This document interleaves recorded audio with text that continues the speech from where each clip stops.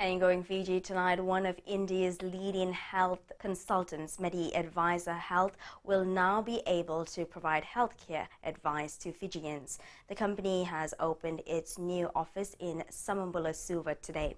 Company director Kumar Shashant says more than 150 patients fly from Fiji to India every month to undergo medical treatment. The Medivisor Health office, in collaboration with Max Group of Hospitals, New Delhi, India, will guide and assist Fiji patients to get treatment in India.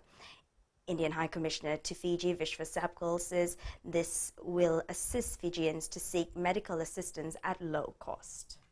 We are looking forward that a lot of patients from Fiji and other Pacific countries get a benefit of this office. In the future, there is a plan to have a telemedicine facility also to increase the further cooperation.